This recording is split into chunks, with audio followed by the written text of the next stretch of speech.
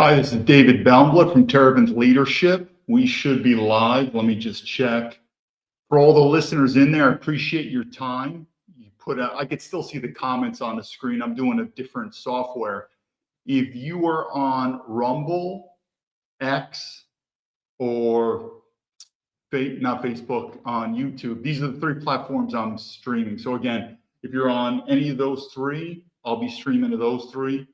Right now, I'm trying to think, though. I don't know if it's coming. I'm looking here on Rumble. I think it's coming in. Let me just see right here quick. Hopefully my stream's coming in. If there's any comments, 1 second. Yeah, I think it is coming in. All right. So hopefully we're live.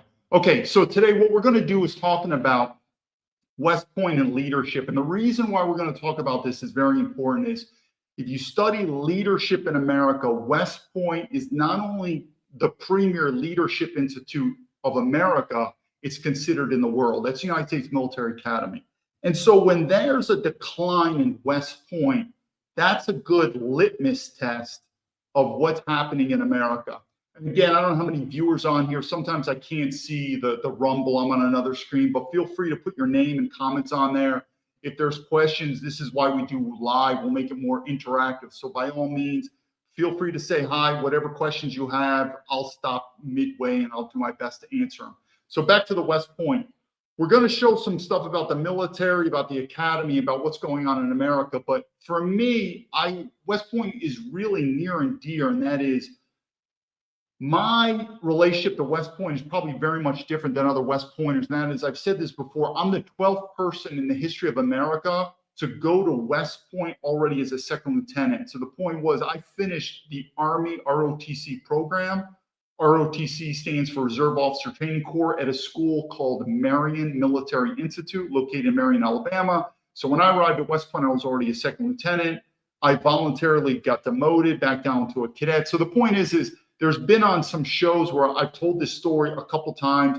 Some people on the show was like, this guy's lying, bullshit, never heard of it. Meaning it does make sense that they would not know. Meaning even if you met a West Pointer and you told them my story of the whole being a second lieutenant going into West Point, most of them would probably say that's a made up story, or some of them might have said I've heard it. But anyway, when I went to okay, Shane, so I see you right there. Thanks. Sometimes I see the comments. Hey, I appreciate Shane. And part of this, so Shane's on here. Interesting. There's another guy, Ken Sorensen, because I don't want to delve into these FBI whistleblowers. They're really grifters.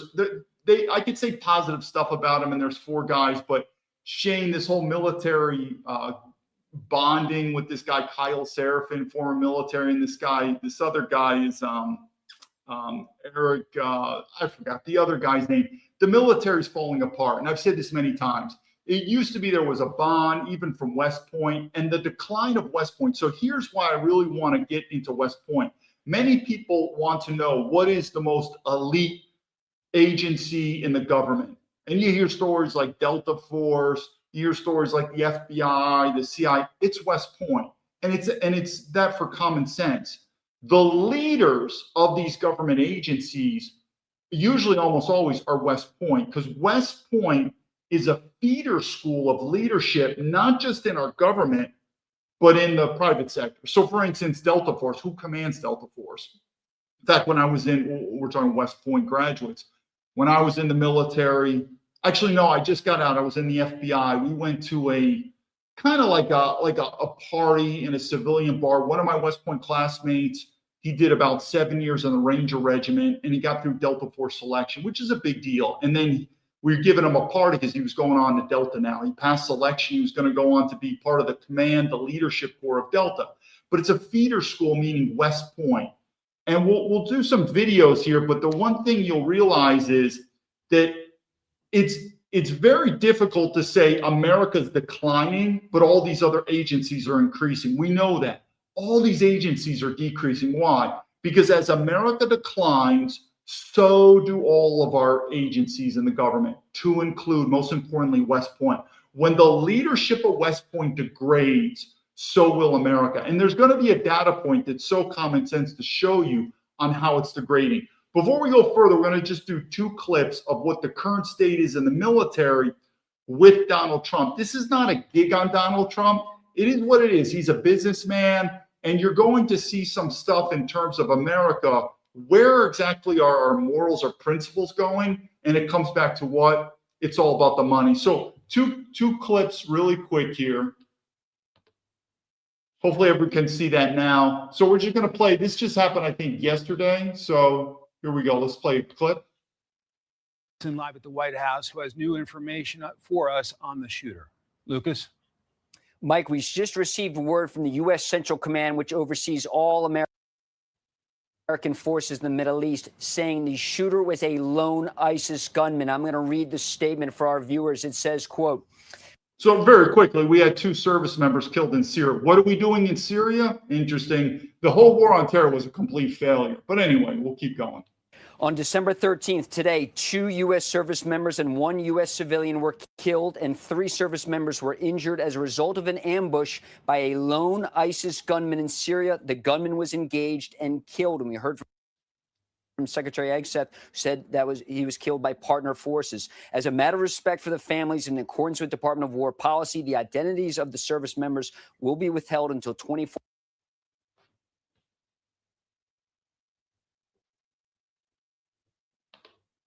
Trying to go here 1 second. They become available. So just as we suspected, Mike, the shooter was an ISIS gunman. Some news there from CENTCOM saying it was a lone gunman who ambushed this patrol. From what we've been hearing. Okay, that's enough. Let me just go to the other one here. Share this, come here. Let me just show you this clip here real quick. So again, we had 2 service members killed in Syria. What are we doing there? I just want you to watch. You know that the new president of Syria was formerly on the FBI terrorist watch list. He was part of ISIS. And now you know the whole deal with him and Donald Trump. I just want to phrase this before we get to West Point.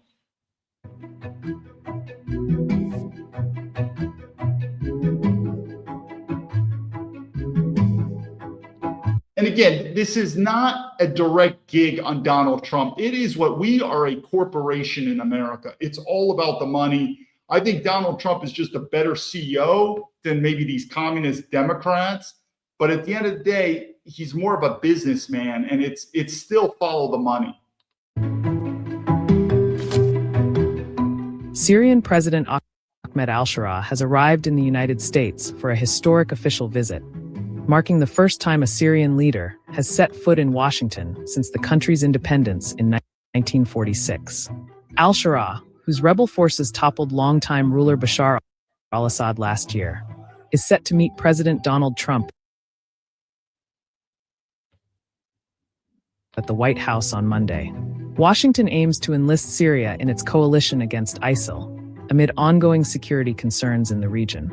His visit comes as Syria announces a... What I want to do to the audience is, we are losing something that we learned at West Point is if you don't have principles, you don't have leadership. Again, I'm not gigging Donald Trump. I still think he's the best president or politician than anyone else. But remember the principle that we had before? America does not negotiate with terrorists. We're doing it right here, people. We do it all the time. But meaning when push comes to shove, where we need them for money, our principles out. So what are we doing right here with the president of Syria? We're negotiating with a terrorist. Oh, I get, meaning yesterday he was a terrorist, but today he's not. Okay. And again, this is not necessarily a gig on Donald Trump. It just shows America, and it shows why America will fall, because as long as the money stream continues in America, we're fine. Once it goes, though, like a corporation, it's going to be rats, right? Because we don't really have any principles anymore. But again, we don't negotiate with terrorists. What are we doing right here? A large-scale security operation targeting ISIL cells across the country. Syrian authorities report that 61 raids were carried out, resulting in at least 71 arrests and the seizure of explosives and weapons. Operations spanned Aleppo, Idlib, Hama, Homs, and Damascus countryside, part of what officials call ongoing efforts to combat terrorism. Ahead of his White House meeting, al-Shara even played basketball with U.S. military personnel, including Admiral... if anyone I know some of these military, meaning my West Point classmates now are full-bird colonel and one-star generals. If anyone doesn't see I don't know how to use, it's not called humor, but now we're playing basketball with this guy where before they were on the, like, meaning all these lives lost, all this money on the war on terror. What are we doing with them? But if you're a globalist corporation like America, that makes sense. It's wherever the money is. But you have to look at this. Here we are playing basketball with this guy. And it is. And I don't want to change the subject, but I was in the FBI, and you've heard of this phrase called the spy games. It's a game, people. It's all about the money game. But this scene looks kind of retarded. Brad Cooper and Brigadier General Kevin Lambert. The lighthearted encounter was shared on social media by Syria's foreign minister, highlighting the unusual warmth between the U.S. and a leader once considered a top adversary. Al-Shara, a former al-Qaeda leader who once had a $10 million... I don't have any problem with him. Like I said, we need to pull out of Syria, let them do it. If Iran, I think this is all about Israel. I think we all know. Then let Iran go in there, let them figure this out. But I really could care less about Syria. What are we doing in Syria before? We really don't have a good foreign policy. Trump will make it better, but it'll be purely business. And so you'll scratch your head, just like when he's doing the $1 million citizenship gold cards. I don't want to change the subject, but at least Trump is more predictable than people think. He's a businessman. And if you follow the money, you'll understand why he does what he does. Just picture a CEO running a corporation. Bounty on his head was removed from the U.S. terrorist sanctions list just days before his trip. Recognizing the new Syrian government, is there a message that I don't know. I didn't ask him about that. I thought it was the right thing to do. I've been given a lot of credit for doing it. Look, we want Syria to succeed. It's been a mess for 10 years and much longer than that. It would not have been. These were very biting. When you look at the sanctions, these were really brutal. And they would have, I would say, zero chance of success. And this way they have a chance. Their leader's a strong person, but young and a lot of energy and wants to do a good job. He has made multiple foreign visits since seizing power from Assad last December. As his transitional...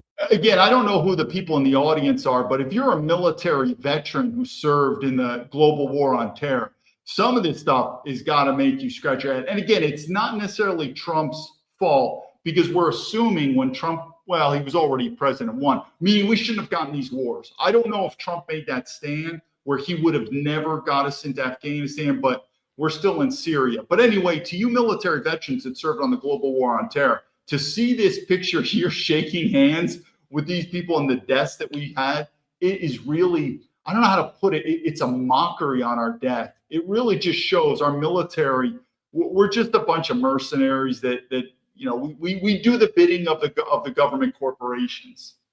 Government seeks to restore Syria's ties with world powers. During his Washington visit, Al-Shara is expected to seek international... Look at this guy. So you probably know this is General Petraeus. I'm actually familiar with his mistress. I don't know if you guys remember he had a mistress. She's a 95 West Point grad, and she was my classmate at Harvard. But that whole thing, and so we're going to get into West Point, but he's supposedly looked upon as one of our great West Point generals. The guy lost the war. It's really pathetic, but he's made a ton of money. And think about, look at this picture. I really want from a leadership, because I don't know if you're a civilian or if you're a military veteran, you can understand maybe the difference, especially if you're a military veteran. But here's the general. This is our guy. He's the captain of the ship. This guy was supposed to lead us to victory. Total failure. Many, I don't know the exact number. Someone in the audience can tell me, thousands of people, meaning we're talking military soldiers, Marines, whatever, died. And here's our general sort of smiling and joking with the enemy. And we're thinking, why did we die? Why did we die with these cocksuckers? It really just shows. I'm telling you, and this goes into West Point. I would be amazed if the majority of enlisted military veterans or active duty have a positive regard of the officer corps. I'd be amazed. But this is even worse than Donald Trump now. This is with General Petraeus, the general that was supposed to lead us to victory, because he didn't die. The generals aren't going to die.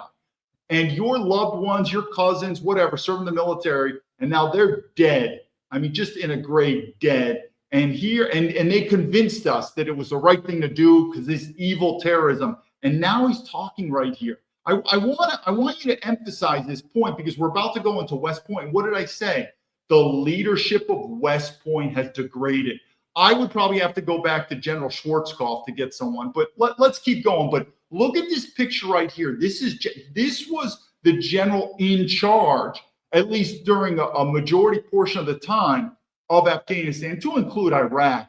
And look at the body language here. What does this make you feel? It's really embarrassing. It's sad. It's almost like a betrayal. National support and funding to rebuild Syria after more than a decade of brutal war. The World Bank estimates reconstruction costs could exceed $216 billion. As history is made in Washington, the world watches to see if Syria will join the US-led fight against ISIL and take steps toward rebuilding a nation scarred by years of conflict.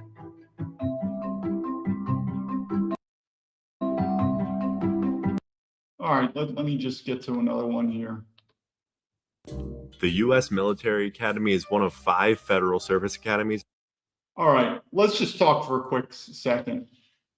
All right, so now we're going to go into West Point, but I wanted to get you on the feel of what's our current state. And you do got to remember, Donald Trump, this is his second term. He was the president before. He didn't get us out of Afghanistan, but I just want to know what is going on. First, we have, and this is just a snippet. I mean, we could talk about Venezuela later, but we have service members in Syria. I don't know what they're doing, so they got killed. But then the former terrorist leader is now the president of Syria, and he's our friend. What are we doing, people? What do we do? Nobody knows. And if you think these military generals know what they're doing, they have no clue. The same General Petraeus now that's joking and smoking with the former terrorist leader that was our mission. It just shows that we really don't know what we're doing. We're falling apart, and we really are just government mercenaries working for the corporations. So what I want to do is let's just do a little snippet on West Point, if you can understand. So some of you know it, some of you don't. But West Point's pretty interesting. I think the video will show it, and then we'll go into some more details about this.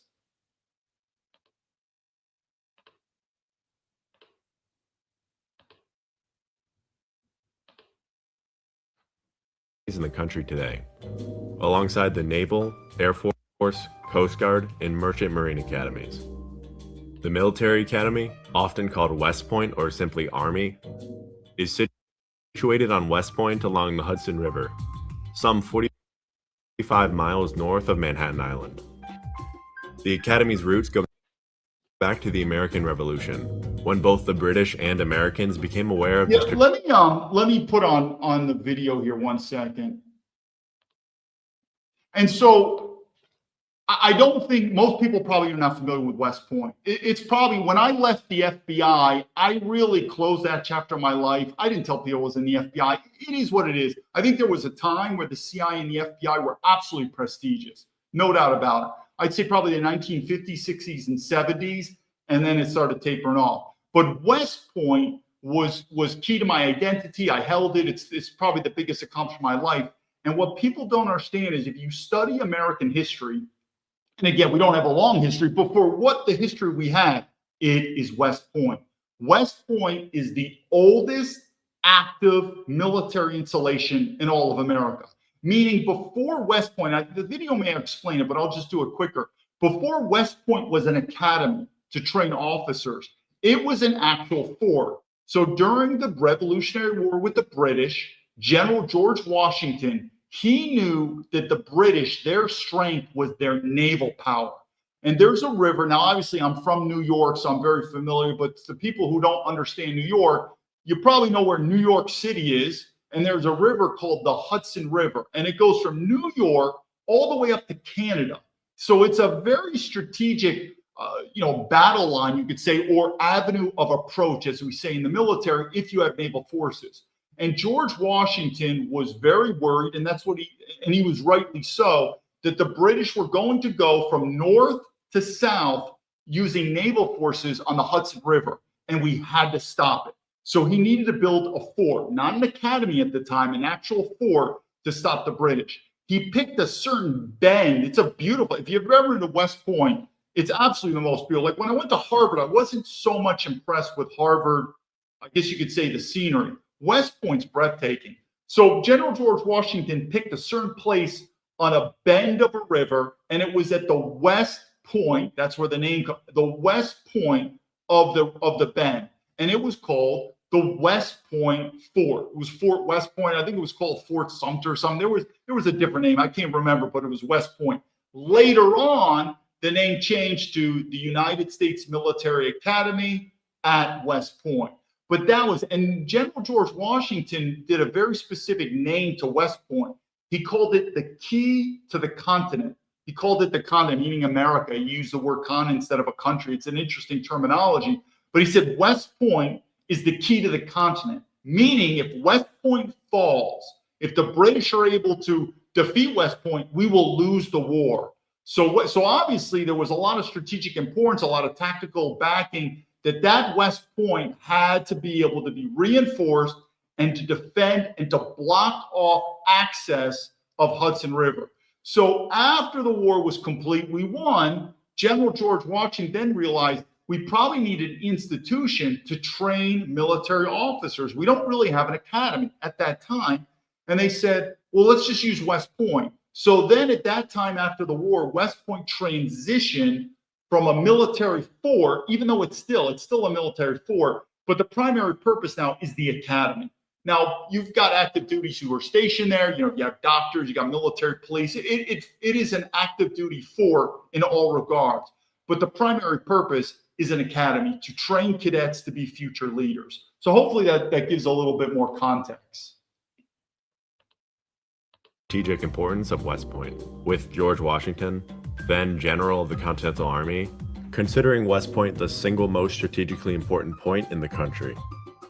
Washington's army would first occupy the point in January of 1778, restricting the British Navy from sailing up the Hudson River and ending any attempts to split the colonies in two.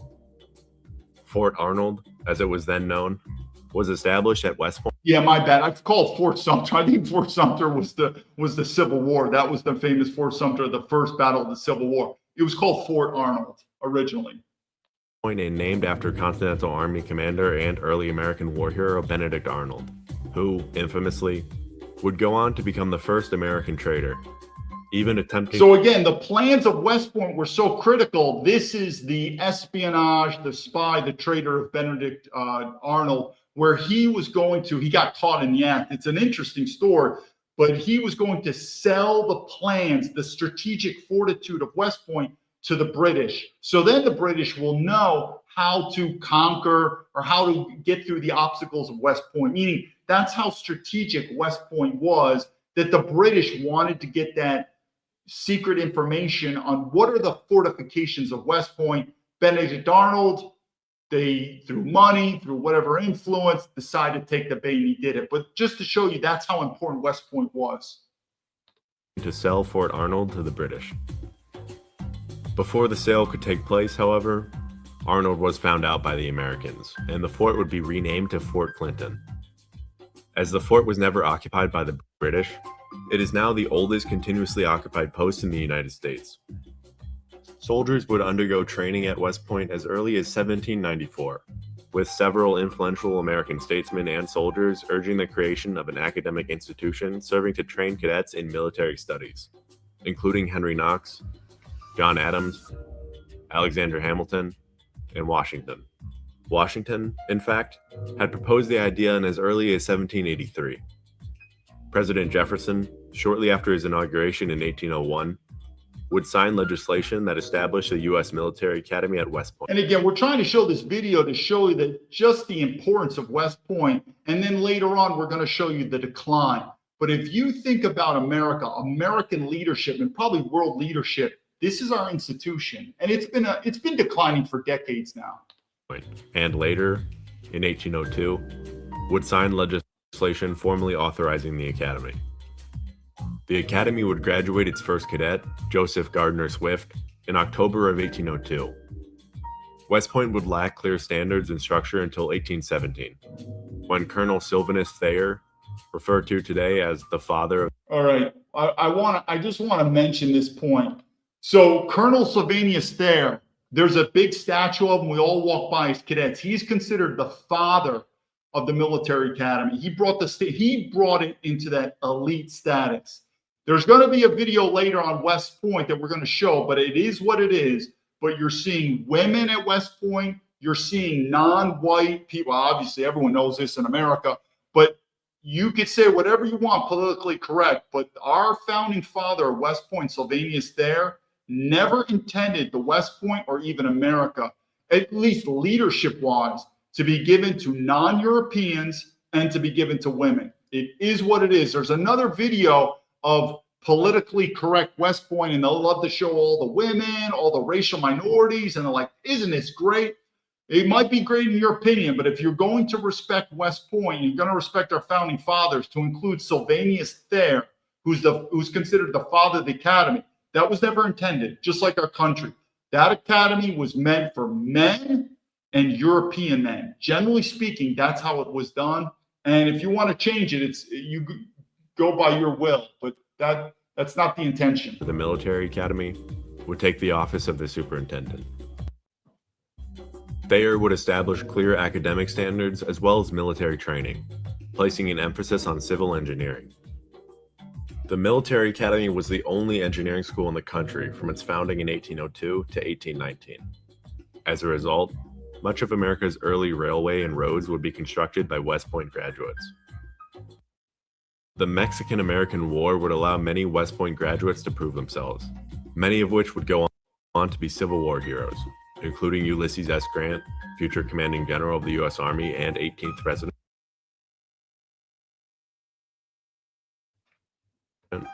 as well as William Tecumseh Sherman, future general in the American Army. Certainly not Civil War heroes, but influential nonetheless. Confederate military leaders Stonewall Jackson and Robert E. Lee would also graduate from West Point and serve in the Mexican-American War. As the Civil War broke out, graduates would fill the ranks of both the Union and Confederate armies. My bad. I'm not even knowing you couldn't see the video. My bad. With 294 serving as officers in the American Army and 151 serving for the Confederacy. Following the Civil War, many technical schools had been established across the country, allowing West Point to shift its curriculum focus from civil engineering to several other academic studies.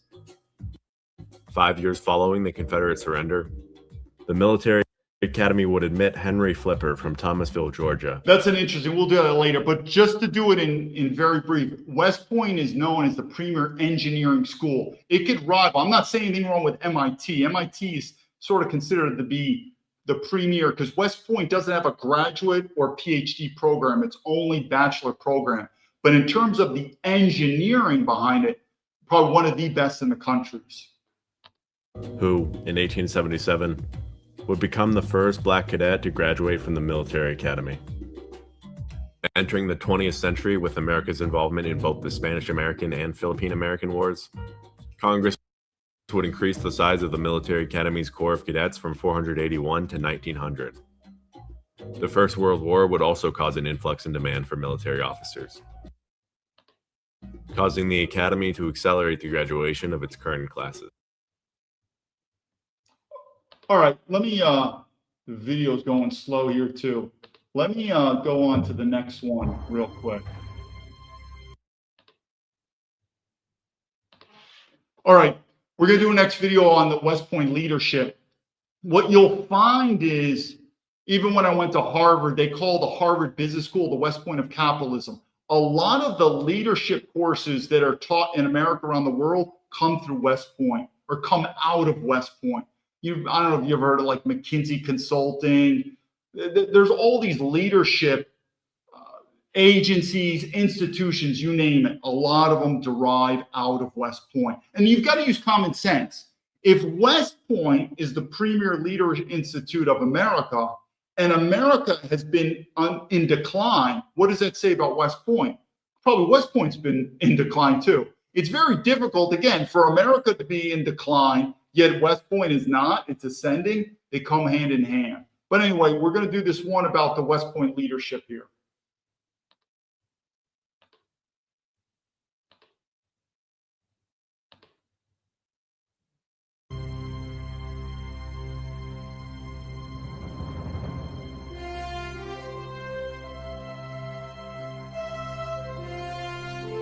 We look at West Point as being the premier leadership institute in the country. In fact, I would argue internationally, because I've been overseas from China to Russia to Turkey, you name it. I would actually agree with them. Now, America is declining, but I would say if you compared West Point's leadership program to the entire world, it could quite possibly be the premier leadership institute, not just in America, the world. And they all know about West Point. West Point has been creating leaders for over 200 years and has produced some of America's greatest leaders.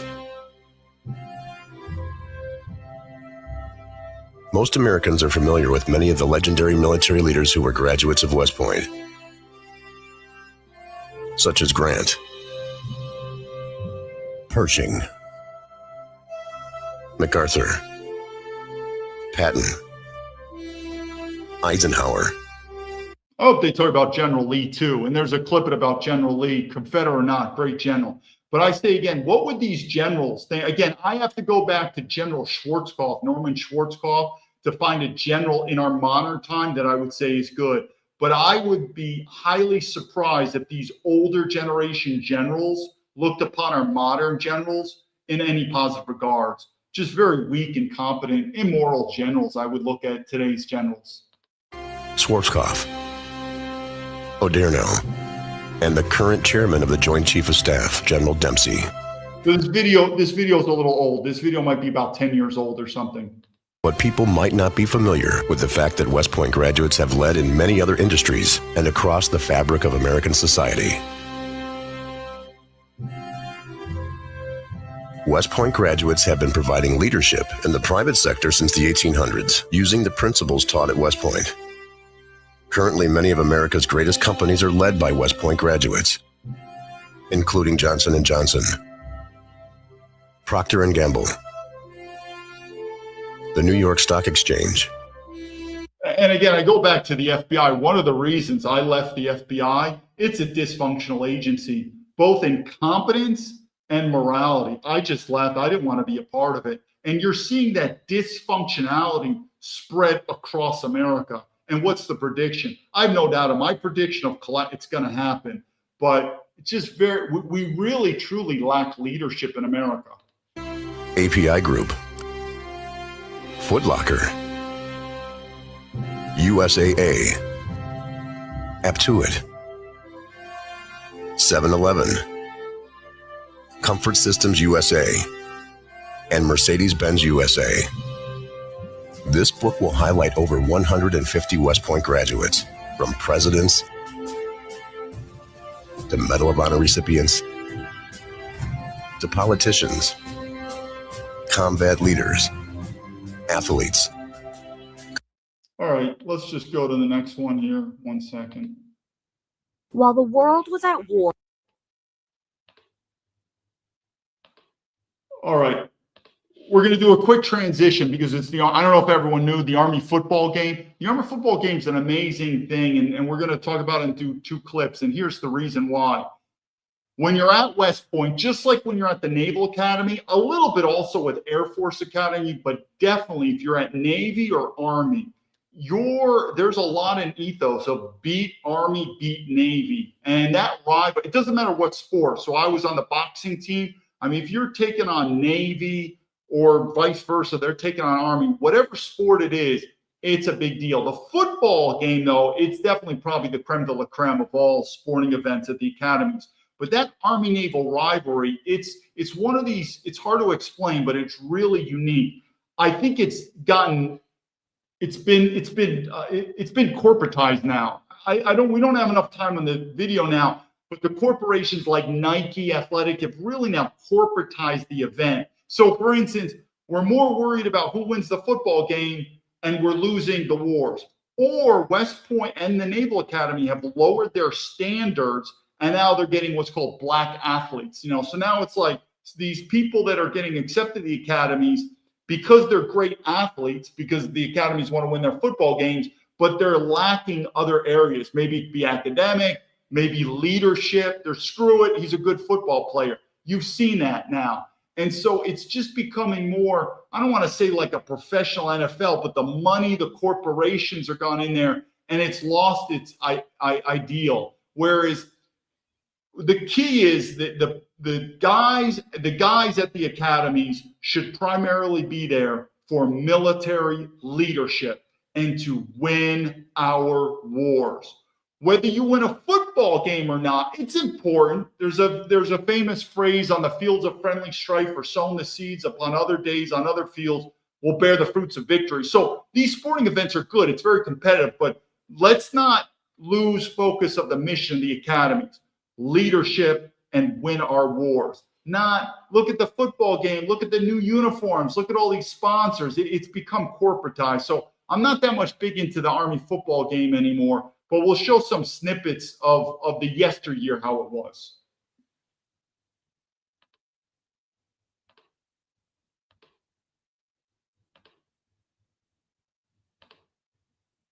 Or 80 years ago, the first and second ranked college football teams went head to head in the original game of the century, the Army-Navy game of 1944. The Army cadets hoped this would be the game to end 5 years of Navy wins in their rivalry. As seen in this archival footage of the game, it was a sold-out stadium. To get one of the 66,000 seats, you were required to purchase a $25 war bond. Tickets sold out within 24 hours. The game ultimately collected $58 million in war bond sales. The time for the ball game has come. Dale Hall back. Watch the right side of the line open as he knifes through and down to the 10-yard line. The 5. And he's over for the first score of the game and 6 Army points. Navy single wing to the right again. And the ball goes to Scott once more. This time he's over. It's a touchdown. Well, that's all, you guys.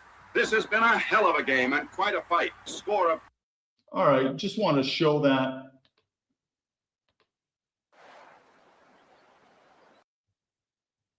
One second, let me just do this. Okay, so we're going to do one more. We're going to do one more video about the Army-Navy game. And it's a really good advertisement, but you're going to see, as well as I did, there's a lot of propaganda when it comes to feminism, multiracialism. And oh, by the way, another reason women were admitted into West Point, I think it was 1970 or 1975. The women at West Point, absolute fucking whores. Absolute whores. There's a phrase that we say at West Point. When a girl graduates West Point, when a female cadet graduates West Point, we ask her, it's a joke. And it goes something like, how does it feel to be ugly again? Because these girls go to West Point and it's a smorgasbord of men, even though you're not allowed to have sex. If you get caught having sex, you get kicked out. So there's a lot of stuff. They do it though. But these girls at West Point, and what am I saying? They're not adding value. They're not. These women, and it's not just West Point, the military, just like women don't want to have transsexuals competing in their sports, women wanted to go into the military. They fucked it all up. But anyway, we're going to watch this advertisement. It's kind of really good. It's nostalgia, but you'll see a lot of the feminism, the multiracialism. I'm telling you, it keeps going. It's not going to work. And it's part of leadership. It ain't going to work.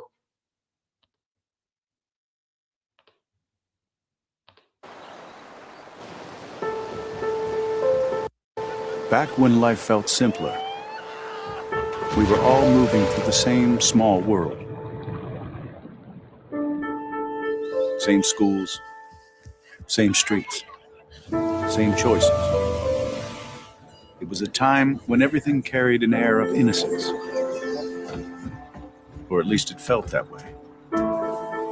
Because even then, there were choices to make. Taylor, I'm fine. No. Little ones. Let me give you a hand. Quiet ones.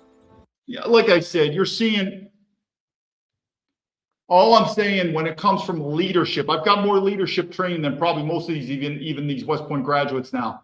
Multiracial systems don't work. A little bit. We could be a little multiracial. 1%, 10%.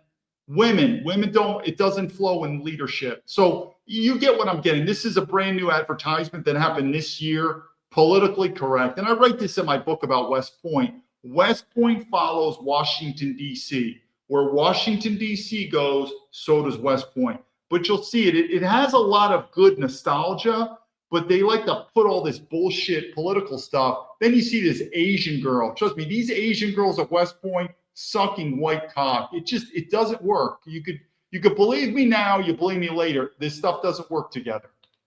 The kind that shape who you become before anyone's really watching. Even in a time of our lives. Hey, are you okay? Really, Katie?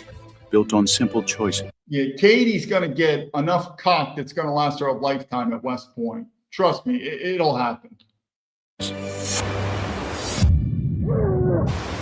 There was always a different kind of kid, willing to make the harder choice. Is that Zach?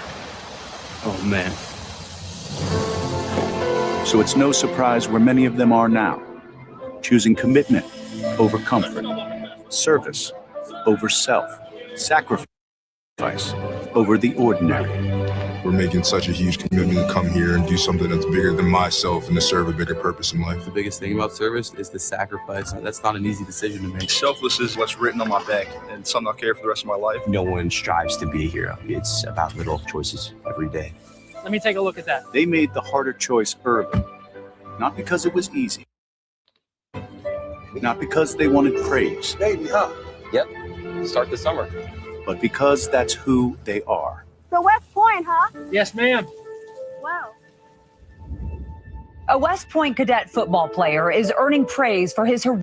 And so this is good. This is a true story. I don't know all the details about it, but it was a true story. And congratulations to the West Point cadet for bringing honor upon himself, his family to West Point. Yes, he's an African black kid, but good job for him. And good job for his actions. Heroic actions off the field. Larry! Come on, get him out! For Army sophomore Larry Pickett Jr., the call to serve came unexpectedly. We see that there had been a car that ran into a power line. Without hesitation, he ran towards the danger. At that point, there's a task at hand. You know it has to get done and get done quickly. Together with his father, they pulled the unconscious driver from the burning vehicle just moments before it exploded. He saved you. He pulled you out. There were other people that were there that were just standing around looking. But, you know, if it wasn't for him, his family, I would definitely not be here today. 25 years ago, Ronald Winchester played his final Army-Navy game for the midshipmen. Well, it's a thrill that your son is out there, and the highlight was playing against his best friend. And as soon as the game was over, was back to being brothers and going to conquer things together.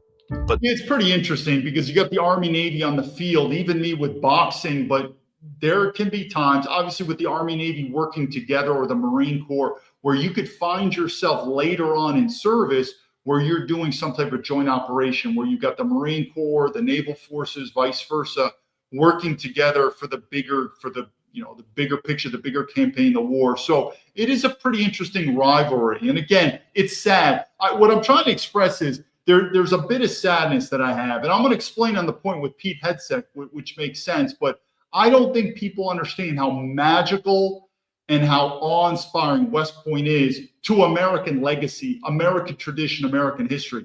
And it's been going down for decades. Not many people want to admit it, but then we get a guy like Donald Trump, and he's showing us that we do have a problem in our military. Less than a year later, the world changed forever. In Iraq, an explosion took his life while he was guarding a convoy, serving with the quiet bravery that had defined him since the day he left Annapolis. My brother had his troops waiting over the bridge, but he told them, "Do not come, it's dangerous for you." So he saved probably multiple people's lives. To live in people's hearts is to never die, and that's what this is all about. Commitment, service.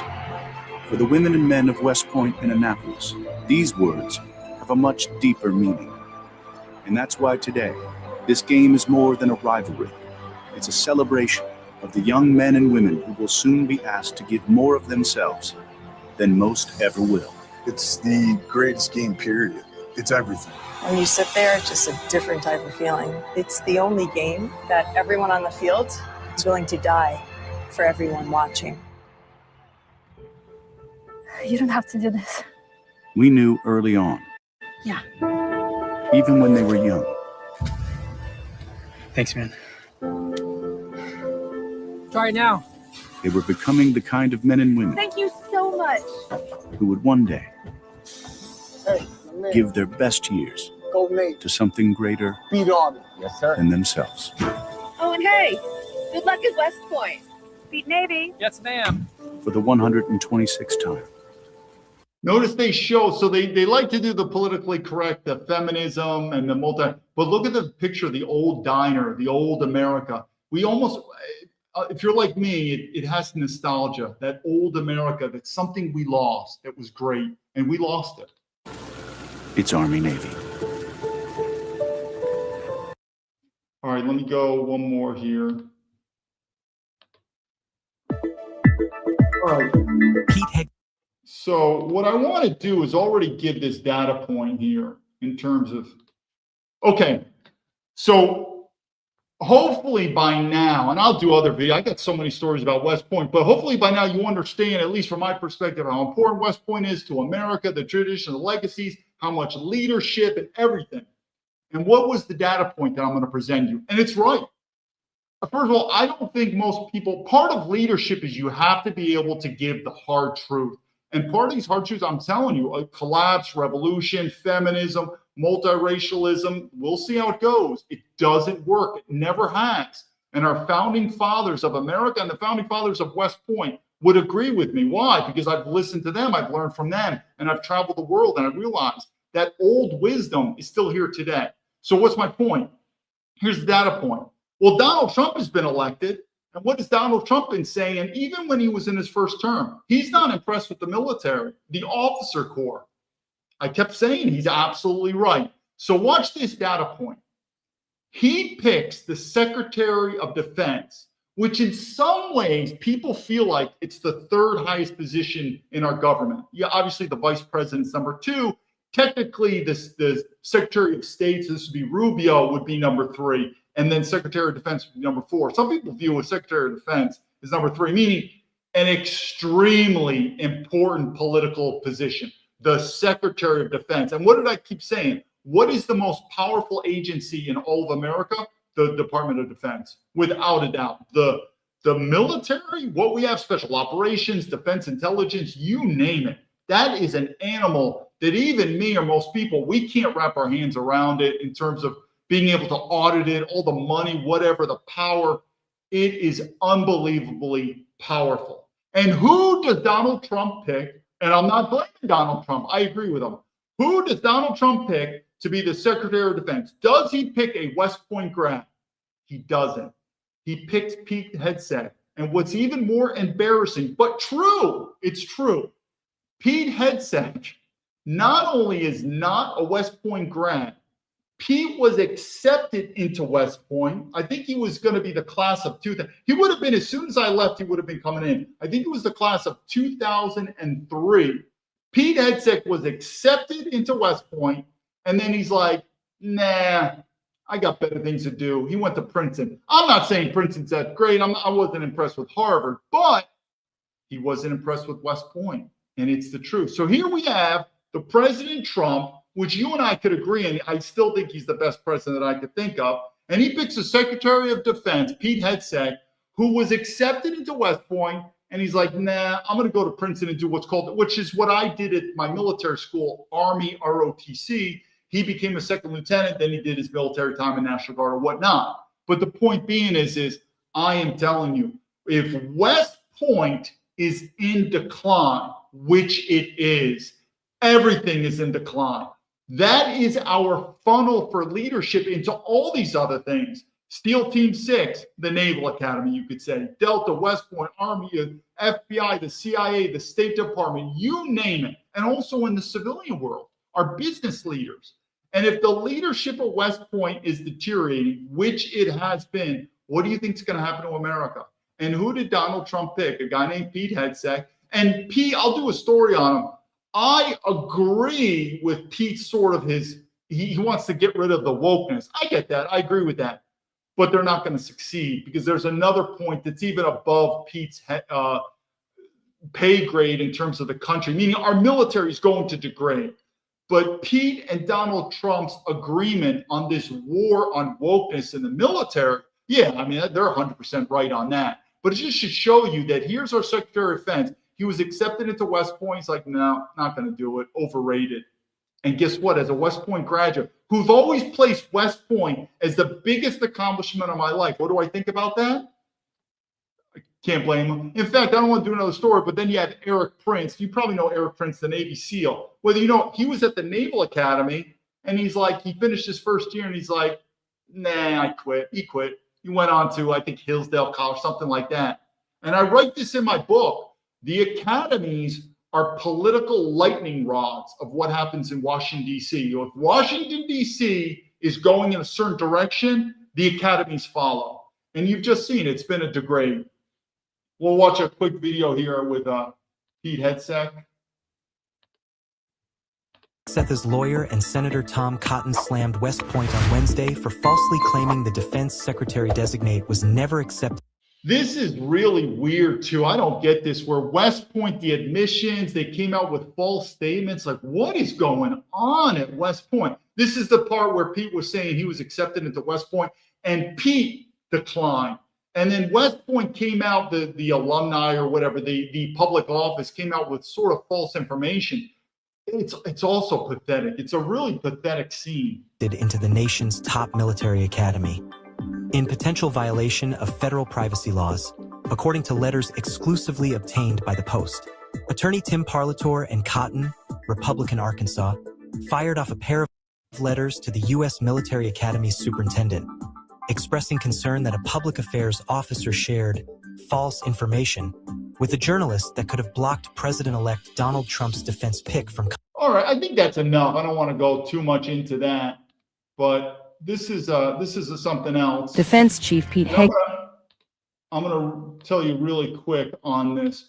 So I agree with Pete Hegseth's move on getting the military unwoke. It's not going to work, though. You'll see. I'll do another video on it. But this snippet here is what I talked about General Lee. When I was at West Point, in fact, I stayed in, I didn't stay, I can't remember. I either stayed in it's called Lee Barracks or Grant Barracks. I was in D1. I'm just forgetting off the top of my head. But anyway, at West Point, when I was there, General Lee, he was looked upon as a prestigious, good general. He lost the war, meaning the Civil War, but we didn't look upon him anywhere negative. It just is what it is. We looked upon the Civil War as a brother war.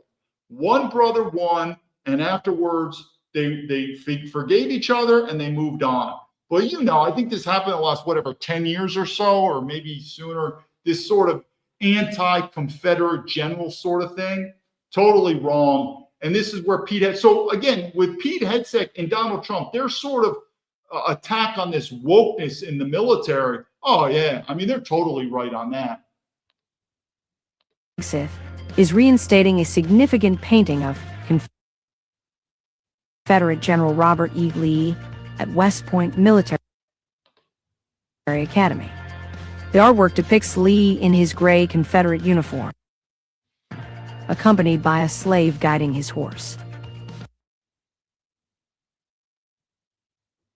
Originally displayed in the Academy's library in 1952, during a period marked by racial segregation. Hey, the way I look at this, some people even ask me about our founding fathers. Did our founding fathers commit genocide on the Native Americans? Probably. It is what it is. We learn, we live. So any of these Jim Crow laws or slavery, it is what it is.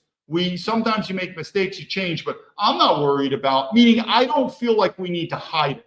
It is what it is. Put it out there. But at the end of the day, these were our forefathers. And forever how many mistakes they made, we could come up with 5 or 6 great accomplishments. Why? Because still people want to live in America. It still is. As much as I say America's collapsing, especially from the third world, they still want to come to America. Well, yeah, whatever. If they had these issues, I don't mind. It doesn't, I don't want, I was going to do another example, but it is what it is. It's part of our history. You accept the good with the bad and move on. And Jim Crow laws. The painting was part of an effort to rehabilitate Lee's tarnished image. The return of this painting aligns with a broader initiative by President Donald. This is like I say, though, I like Donald Trump on this, and this is not just the military. He knows it. I can almost say from a businessman perspective, he knows that this feminism, this multiculturalism, it's not just going to destroy the military, it'll destroy America. And that's why I think he's a breath of fresh air to most Americans with this anti-woke agenda, whether it's in the military or the civilian world. He's 100% right on this stuff. Donald Trump's administration to reintroduce Confederate symbols, restore monuments that gloss over the atrocities of slavery, and remove references to slavery from national museums and parks. Robert E. Lee had a long-standing association with West Point, having attended from 1825 to 1829 and graduating at the top of his class. He later served as the Academy's superintendent from 1852 to 1855. His family was taken aback when, after more than 3 decades of service, he resigned from the U.S. Army in 1861 to join the Confederacy. In 2020, Congress passed legislation establishing a commission to remove Confederate names and symbols from military institutions, including bases and academies. Lee's likeness was prevalent at West Point, with at least 5 roads and buildings named in his honor. Yeah, like I said, when I went to West Point, we looked upon General Lee in a positive manner. He was a great general, and he had an oath of service to the state of Virginia. That's where he hailed from, and he fought to defend his state of Virginia. Again, it's radically changed, I guess you could say, by the left of the liberals, how we look upon our Confederate generals. When I was at West Point, no, he was looked upon very honorably. Honor. The commission decided that portraits of Lee in his blue Army uniform could remain, but ordered the removal of the portrait depicting him in Confederate gray with his slave. The commission also recommended renaming areas bearing his name. It remains uncertain how Hegseth could legally reinstate the Confederate portrait without violating the law. Rebecca Hodson, Army Communications Director, stated that West Point is prepared to restore historical names, artifacts, and assets to their original form and place. She emphasized that under this administration, history is honored and learned from, rather than erased. Exactly. You take the good with the bad. It's our history. Nothing to be ashamed of. If we did something wrong, we admit it, but you don't hide this and discredit. Again, I have a totally different view. And again, my great-great-grandfather served as a captain in the cavalry in the Union Army. So when they immigrated from Germany to America, he served in the cavalry with the Union Army. What do I think about the Confederates? Brothers. It was a brother war. Before its removal in 2022, West Point's Diverse Officer Corps and alumni had begun challenging Lee's sanitized image. This image emerged from a process called reconciliation, which followed the Confederate surrender in November 1865. The federal government initially pursued Reconstruction to reunify the nation and transform the South's slave-based society into something more equitable. All right, I think that's good. We went. It's going to talk more about Black Lives Matter. I want to address something directly with. 1 second. I want to show this clip because it's pretty interesting. All right. So here's the deal. Where we're going to go, we're going to end this here with an interesting video clip. Now, we started talking about West Point, or we first started talking about our military. We don't know where we're going. Remember the war on terror? Now I guess we're friends with the president of Syria. Trust me, you're going to see Donald Trump shaking the hands of China. 100%. What did I tell you? There's a lot of retarded Americans. It's just the same reason that when we were on the war on terror, this president of Syria was the enemy. Well, now you've got General Petraeus joking and smoking with him. Same thing with China. We're going to shake hands with them. It's just all about the money. So I'm just trying to show you, it's not just about our military foreign policy. It's just our foreign policy in general. Who is our enemy? Who's not? Can we make money off them? If we can make money, then they're our ally. If we can't, they're our enemy. That's generally speaking how it is. Then we go into the West Point, and it's just in decline. I'll do more videos to get in depth and stories. But then what I want to do, and this is a part 2 with Shane probably knows, and also Ken Sorensen when he talked to this other military veterans, our military is splitting. And if you remember, I think, was it the last video or two videos I was talking about? We're not one big family. Remember that? Remember the movie Civil War when the military veteran, he asked the other guy, what type of American are you? And I said, he should rephrase that if he's talking to a military veteran, say, what type of military veteran are you?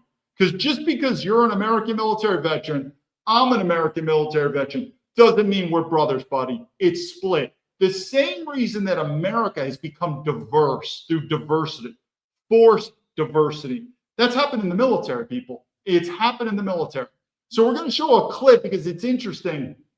This is a clip with Sean Ryan. Oh, by the way, Sean Ryan knows about me too. Whatever. Even though Sean Ryan is taking a good stance, this is about Congressman. What the hell's this guy's name? I got to look him up. Dan Crenshaw. Maybe you not know him. He's a congressman in Texas, the Navy SEAL guy, Dan Crenshaw. I don't think he's a Naval Academy graduate, but who cares? He's a naval officer, former Navy SEAL. I've got a little background on Dan Crenshaw, not much. I graduated the Harvard Kennedy School of Government, where I earned what's called a master's in public administration. Trust me, it's overrated. Education is underrated in America.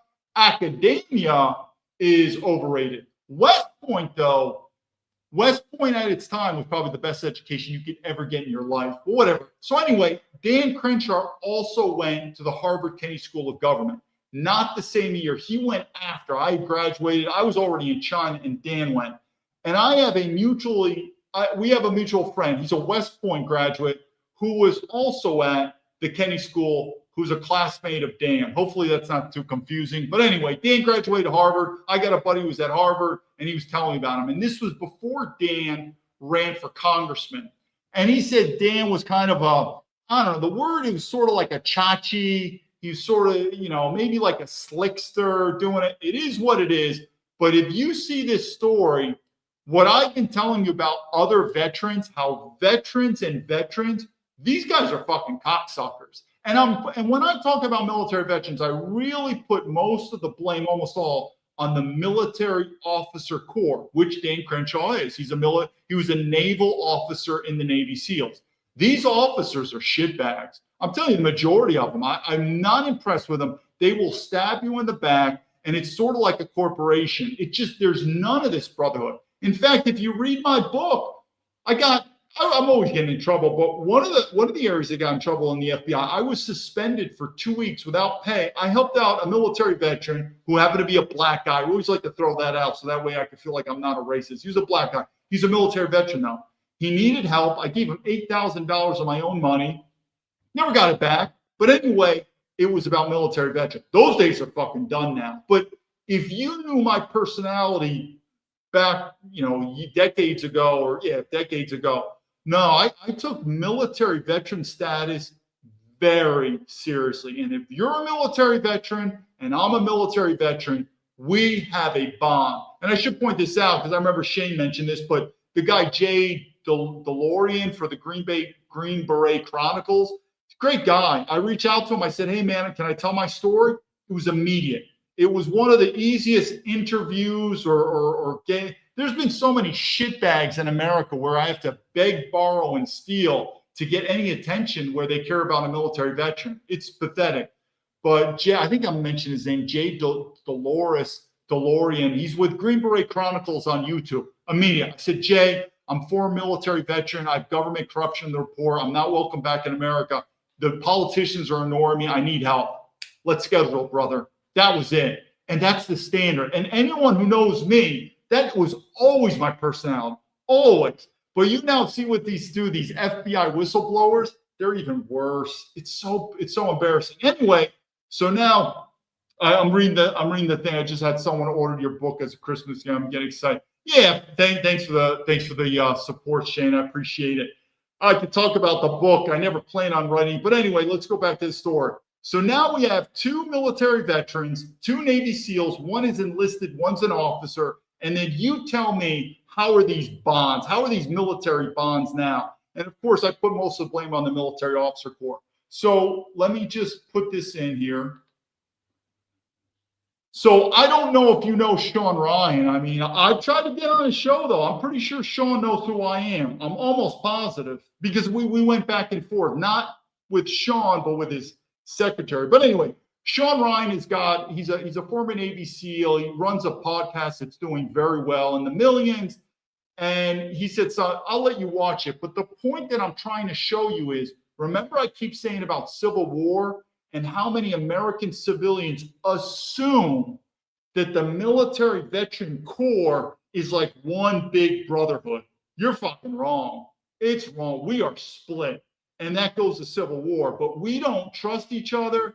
We don't like each other. I mean, if anyone's looked at what these FBI whistleblowers, who are also military veterans, just total fucking grifters, piece of shit as far as I'm concerned. It's really embarrassing. But watch this clip and you'll kind of understand what I'm saying. All of you who've supported this show and made it what it is today. On December 9th, 2025, I received a legal demand letter from lawyers representing Congressman Dan Crenshaw. They are threatening to sue. So again, it's even more. This guy's not only a Navy SEAL, meaning a military veteran, he's a congressman. His salary comes from our tax money, meaning he's still a public servant. So you'd still think there's a level of behavior. And of course, he's a military officer. It's so embarrassing. It's just gotten so embarrassing, our military. Me for defamation because of comments I made on my podcast about a message that he sent me.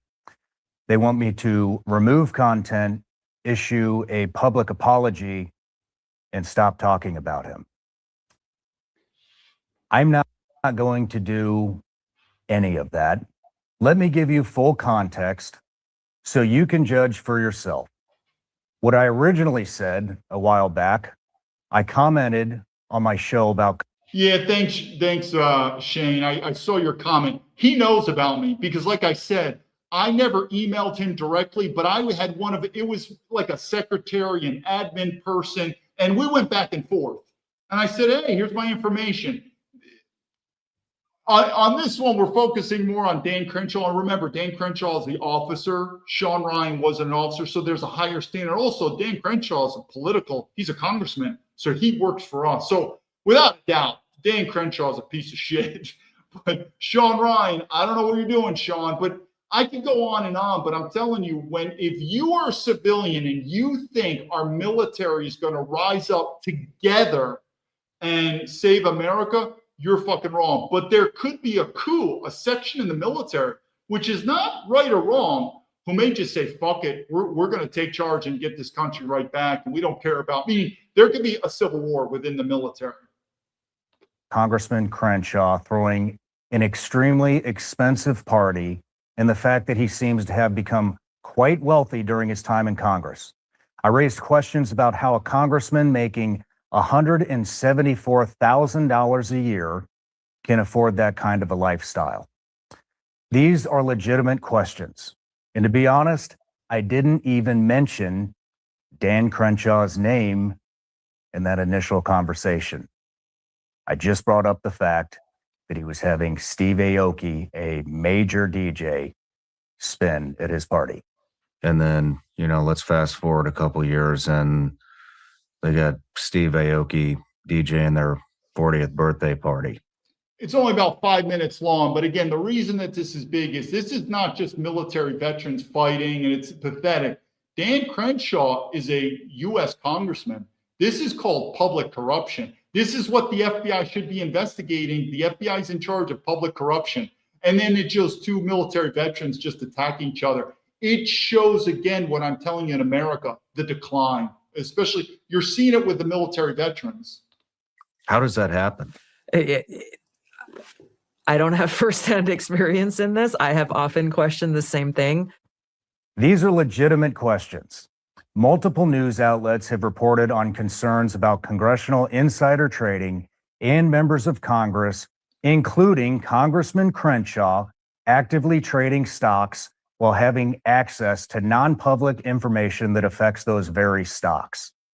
I'm not the only person asking these questions, but apparently I'm the one that got under Dan's skin. After I made those comments, Congressman Crenshaw sent me an Instagram message. I'm going to publish the actual screenshot so you can see for yourself right here. Here's what it says. I got to do a story about a military woman that I was friends with. I don't have time for the story right now, but the end result is there is a sense of immaturity. I can't explain it because you think that these Navy SEALs and Delta and Army Rangers, these are the most perfect. There is a sense of children. And the reason is when these guys are in the military or in the Congress working for the government, they've never really had, they're always like little children and their dad, which is Big Brother. It doesn't matter. You're in the FBI, the CIA, you're all in this government. And a lot of these grown men still act like children because they've never had, they're not like a fucking entrepreneur. It's like, hey, what do you do? I'm a plumber. I've been a plumber for 20 years and I run my business and I don't take shit. The buck stops with me and I work hard. They need that sense where people who spend too much time in the government, because if you're going to survive in the government, you have to be a cop because it's yes or no, sir. And so you act like a little boy. And the girl was telling me this and she was right. But look at this. This is a Navy SEAL, a military officer, congressman. It's very girly like. It's very embarrassing. I'll do other videos, but we've lost it in America. These men are just pathetic. Hey, Sean, you have the ability to contact your fellow team guy if you've got a problem with me or have questions about how I'm getting rich. Some of my boys at 6. So I guess that's SEAL Team 6 he's referring to. It's pathetic. Told me about your indirect swipe at me. From the comment you made, it sounds like you have some beliefs that are based on trendy narratives instead of facts. Now, let me be clear about what I saw when I read that. I'll do another story. When I was on deployment, I ran into some Navy SEALs. Yeah, I beat the shit out of them because I do boxing, I do martial arts, I do other videos. I've been martial arts my whole life. I was captain of the boxing team. And so you get these special operators when you're down range and you have free time, you do boxing, you do wrestling, you do martial arts. Yeah. Some of the most fucking biggest bullshit talkers. It's just so pathetic. And I have no desire to say this on TV. It's like, hello, politicians. Why are you ignoring me? Let's do this in private. I don't want to come out here in public, but now I'm just doing it. But I am telling you, especially these military special operations, some of the biggest bullshit artists I've ever seen. But the Navy SEALs would probably take the cake for how much bullshit they put out. Message. A sitting United States congressman who happens to be a former Navy SEAL sent me a message saying, my boys at 6 told me about my criticism of him. My boys at 6.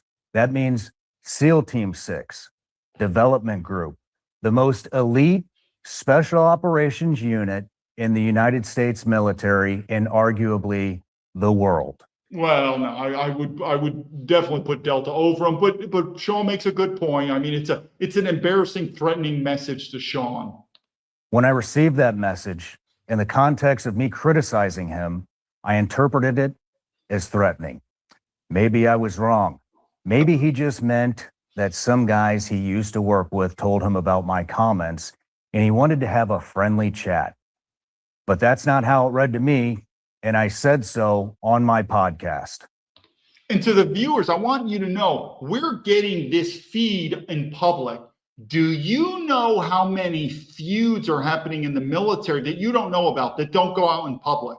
Like I said, part of the reason why the FBI is keeping quiet, the FBI paid West Point graduates to spy on me, to lie to me, to entrap me. These West Point cocksuckers. The FBI doesn't want this story out. There are so many horrendous stories of the military turning into, just like the FBI and the CIA, dysfunctional. It's going dysfunctional. We just have the luxury now of YouTube to see this public fight between Sean Ryan and a congressman. Dan Crenshaw is a congressman. He works for us, even though he's fucking taking our money. But I am telling you, if you have faith in the military, like, well, if America ever goes into trouble, our military's no, it's not. I'm telling you, this military will fall. just for the same reason that some of you know about these cocksucker FBI whistleblowers. I've reached out to them for help. They don't care. We've turned into a very self-centered, egotistical country, and it's been right in our military as well. Now, here's a clip of Congressman Dan Crenshaw literally saying if he ever meets Tucker Carlson, he will fucking kill him. Have you ever met Tucker? We've talked a lot. I don't know much about Dan. Again, my buddy went to the Kennedy School with Dan, and he definitely doesn't have a high opinion of Dan. But I just think my opinion of military officers in general, most of them suck. I'm not very impressed with them. So I'm just curious, what would you think if Congressman Dan Crenshaw sent you a message saying his boys at 6 after he threatened to kill Tucker Carlson? Now his lawyers are claiming that my interpretation of his message is defamation. They say I accused him of threatening me with assault, which is a crime, and that I need to publicly apologize and remove the content from my show. Here's my response. No. I'm publishing their full demand letter along with. I'm gonna end it right here because I think, one second, we're gonna do one more, and that's it. We got a short clip. Let me end it right here, and then we're gonna do it. I get the point. I think Sean should stand up and tell him to go fuck off, but it's kind of embarrassing. Let me tell you this story quickly, and then we're gonna do it's gonna be the short, the short YouTube clip, and that's it. It's the short stream. When I got out of the FBI, we're going to do this real quick. I was working in Washington, D.C. as a government contractor. It was embarrassing. I didn't want to do it, I'll tell you. But anyway, I was working with a colleague who was a former naval pilot. So she was an officer. She was a pilot in the Navy, and she was working with me. And I asked her, I said, why did you get out of the Navy? And she goes, well, I want to get married and have kids. And I said, geez, I said, I don't know if it's a good idea, because we know this in the military. If you're a military girl and you get out of the military, get ready for competition, because now you're competing with civilian girls who are usually better looking than you, and there's more. Whereas if you're a military girl in the military, oh my God, I mean, you get your cake and eat it. I mean, there's so many guys, there's so few girls, everyone's horny. I mean, you get what I'm saying. So I said, why did you leave the military though to get a man? Because now it's going to be much harder for you. You're competing against civilian girls. What she said, she's right. I took a step back. I said, you're right. She's like, David, you know how these military men are. She's like, they're overgrown boys. And she goes, I can't. She goes, they lack mature. It really is at the end of the month. It's like, hi, it's the same thing. Watch this to the FBI. I'm going to do an example, and then we're going to do this last clip. To the FBI, I see Golden. So I'm watching here. Sean definitely knows. Golden Tulip, Capital Trades. Okay, yeah, something like that. So anyway, watch this. Picture the FBI. Picture the FBI now watching me on social media, which has been censored. But I want you to ask yourself, do you really think this is what they planned on? Meaning, do you really think these FBI yo-yos are serious? They're not.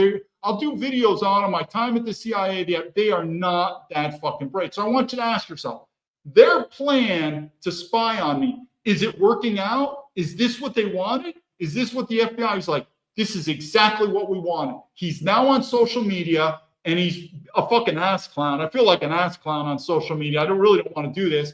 And now he's saying on what little dicks the FBI has, the military has, and the FBI is like, this is exactly how we planned it. You're fucking wrong, and you know that. They don't know what the fuck they're doing. They really don't. They don't know. The war on terror, these are some low DNA people in our government. Do you know what they're thinking right now? They're watching this video. I'm telling you, I know it. I've sat next to them watching them jerk their small dicks off. This is what they're saying. Hey, boss, the supervisor. Because they're watching this fucking show of me doing social media. This is not what they planned. It was a total fucking clusterfuck. And they're probably thinking, boss, do I still get my monthly paycheck? And do I still get my pension, my government pension? Which, of course, it's yes. I mean, to get fired, I don't know what the fuck the FBI whistleblowers did. I never got fired. I mean, you got to do some major fucking things to get fired. I quit. I never was pushed out. I was never threatened with getting fought. It wasn't. It was like, thanks, I'm out of here. So the same FBI people that are watching this right now, you know what they're thinking? They don't give a fuck. They don't give a fuck. They care about their monthly paycheck and their pension. And as long as their boss says, don't worry, you little dick faggot FBI agents, you're going to still get your monthly government paycheck and your government pension. You know what they're going to say? Don't give a fuck. They don't. I don't think you understand how much they don't give a fuck. Okay, so what we're going to do this one thing. We're going to do this last clip. And I really want to emphasize this because, hey, I've got West Point classmates that are, I saw that. I have West Point classmates that are black guys. We always say, I got a black friend. I get it. But at the end of the day, multiracial societies, unless they're small, I've always said this, I'm fine with 1 to 10% multiracial. Once it gets back 90%, meaning white people in a white country, you need to say 90%.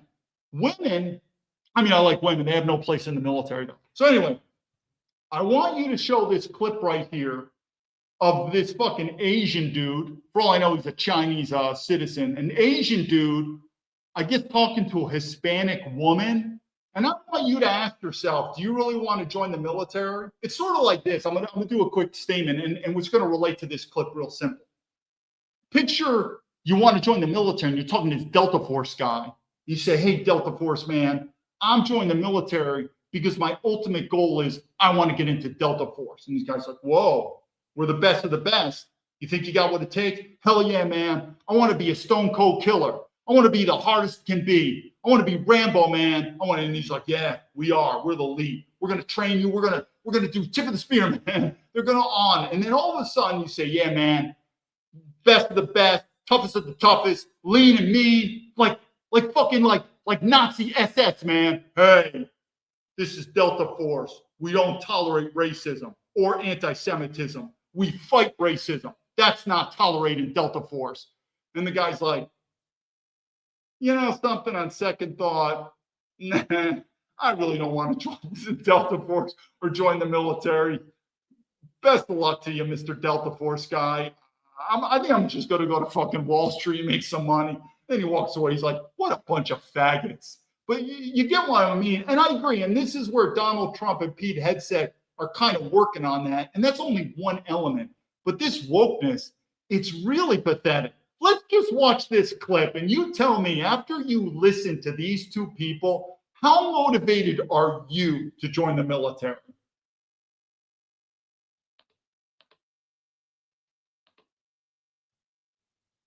Do you have any advice for any females that are looking to join the Marine Corps? So look out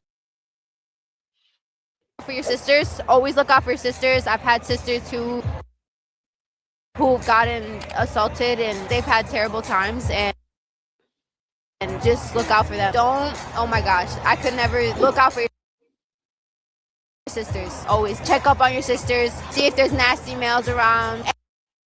Any males, it doesn't matter if they're Marines, Army, National Guard, or Navy, it doesn't matter. But yes, look out for your sisters. What else can I say about females? Learn how to do your hair, run, and yeah, just look out for them. Be safe, because there's a lot of males and male attention that you don't want, and it's gonna come. Like, all of my drill instructors warned us, we're gonna have unwanted attention, and that happens. Do you have any advice for any females that are looking to... All right. What a bunch of horseshit that was. Does that make you want to join the military? I will do videos later on the amount of whores that my time in the military. I don't think, if you think civilian girls are whores, you haven't seen the military. But yeah, this is all that I really want to do, join the military. Then I could be with this Asian guy, so he doesn't, no discrimination. Now I got this fucking Hispanic girl, and she's telling me that, I mean, it's just not a very advertising way to do it. But either way, I appreciate your support. I'll tell you right now, again, I'm on X. I just did a brand new account on YouTube, so we'll see if that lasts. Because before I couldn't live stream, they've already suspended me. So I am on YouTube. Rumble's the main platform, and I'm on X. I'll start trying to do more live feeds. If you have questions, let me go through right now if there's any questions here. I see Golden Tulip. There's a plot on that. I assume that's about Dan Crenshaw. Shane, I see, let alone women. Yeah, if there's any questions like that, we'll do different topics. Especially, you know what, a topic that I'd like to do too? These fucking Asian girls and stuff like that. What I'm trying to say is the white man has just turned into such a cuck in America. And the way the white man is treated, I'm going to end it with this. So I appreciate your time. I'm going to end it with this. And it goes back, I guess I want to do in the military, but the more time you travel around the world and the more experience you have, the more it comes into my mind that we as white men in the West are truly getting walked over by three different people: women, racial minorities, and immigrants. It's so obvious. And if you see that, if you understand that, if you see it, it'll change your mind. But anyway, back to the military part about West Point. West Point's in decline. It's probably one of the most prestigious institutes in all of American history. That's in decline. Look at Donald Trump picking Pete Hegseth, who didn't even want to go to West Point, got accepted. That's fucking embarrassing. And we'll see where it goes. But our military splitting. This is David Baumblatt from Terrapin's Leadership. If there's any final questions, let me know. Otherwise, I appreciate your time, your support. Stay tuned. If you could press like and send this out. Let's get this message, because at the end of the day, this government doesn't really care about you. And the only way you're going to get respect is you're going to have to fight. I never imagined this. I really thought I was out of this and left America, but really it's going to end up, you're going to have to fight otherwise. And if I could be that voice, that would be great. If not, then let karma take its path.